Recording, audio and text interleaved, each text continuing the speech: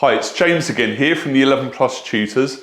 It's been a while since I produced my last video. I thought I'd give everyone a break after the 11 Plus exams that the last year 6 have just sat.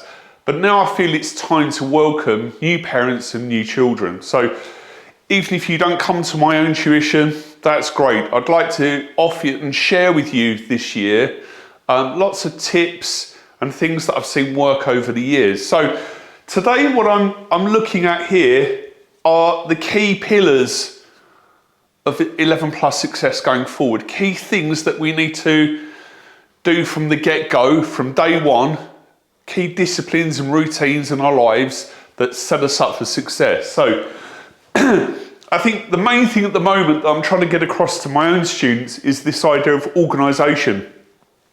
So I feel that we should have a weekly schedule, but it's got to work for your family, and that's the thing. I'm never too prescriptive with my schedules. I always give times on certain bits of work, and I allow families to come up with what works for them, but it must be workable over a period of time. I feel at work, with my students, I ask them to file everything away. I like my work to be done and put into lever arch folders because you can divide them up using divider tabs, and it's so useful. I insist upon children always dating and titling all of their work. I think that's important, that they start to take ownership over the organisational process. I insist on a colour scheme for marking as well. We use green pen, it doesn't really matter, but I think there should be a strong distinction between the colour in which the work's done by the child and the colour in which a review and revisions are done. And for me, marking is not just writing the correct answer, it's actually having another go and seeing if we can crack it. That's where the learning happens. Reading, that's the key foundation for English literacy. It is so important.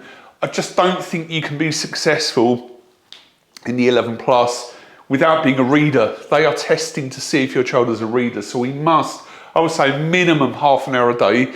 The book should be something they want to read. I think they've got to be a motivated reader, but it should have some challenging words in. It shouldn't be Charles Dickens initially, it shouldn't be Shakespeare, but it should have some hard words. Because I ask children, I think it's a very good idea to have a habit where we record new words from our own reading books. I always set this arbitrary number of 5 or 6 with the meanings, not just a list of words, with the meanings. And then I say to children, you use it or you lose it. You've got to try and use these words in your own writing next time and use them correctly. Another thing that I think is important, and it kind of prepares people for reading comprehension, is thinking about who, what, when, where and why after you finish a chapter. Who was involved, what happened, when did it happen, where did it happen, just the key things. Just to think about, not just read words line by line, but actually think about the story as a whole. That's very important, especially when we get to inference. For maths, the key foundation for maths is building on a solid foundation. I think, working with number, so key operations, decimal operations, so multiply, divide, add, subtract, with decimals, but also with fractions, because everything else is built off of that. Obviously, underneath all of this is solid times table knowledge. Your child has to, I would say to kids, you need to know your tables up to 12 the way you know your own name. You don't think about it, you don't calculate it, you just know it. It's like muscle memory. And then properties of number, I think that's foundational. Things like factors when they get a bit further on. Numbers that go into other numbers. Squares, square roots, that kind of thing. Very important.